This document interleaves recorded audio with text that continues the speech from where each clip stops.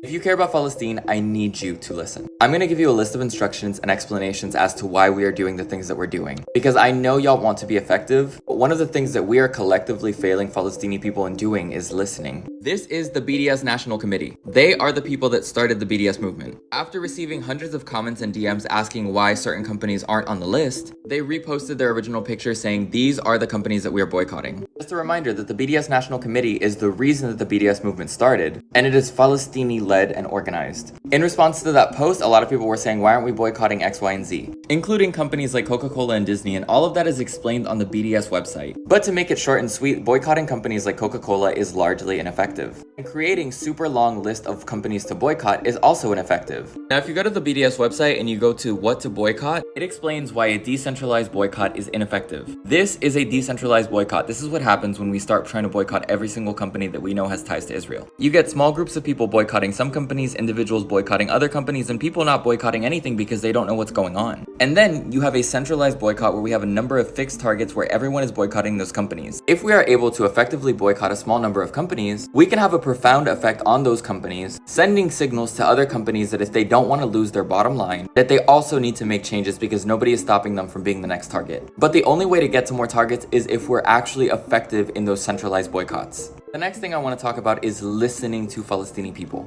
When I make a video like this and I show you the BDS National Committee, my expectation is that you will go and follow their work. You will actually give them support in your ears and you will listen to them. I'm going to tag a few other Palestinian creators for you to go and follow, and when I say follow and engage with their content, I mean it. Not just engage with this video, which you should so that more people can be reached with this message, but go and keep up and engage with their content as regularly as you can. You cannot call yourself an ally and simultaneously disregard what the people that you're supposedly an ally to are asking of. Next on the list, we know humanitarian aid by and large has not been getting in, which means a lot of donations aren't getting in. So if you're curious as to what you can donate that you know that people in Palestine are going to get access to, Gaza eSIMs is a great resource. I've already made a video explaining Gaza eSIMs and I will link it down below for you to click and explore more if you are interested in donating. The final thing is, how can you help this message reach people? And how can you engage with content about Palestine and Palestinian people that are making content about Palestine in a way that actually helps their content be reached? And there's a simple few things that I want you to do. Do not use the word B-O-O-S-T. Get that word out of your vocabulary whenever you're engaging with content like this, please. Here are things you can do instead. Hit the repost button. Watch the video in its entirety. It can be in 2 times. Leave a meaningful comment about the caption, about what's going on, or just hit middle text. Use the predictive text on your keyboard to write at least 5 words. COPYTHELINK. You literally don't even have to send it to anyone. You can just send it to yourself. Or just simply hit the button. And 5th,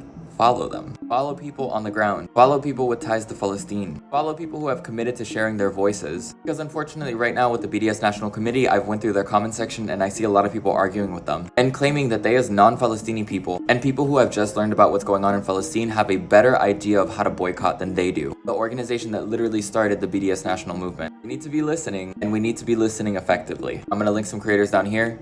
Go and follow them.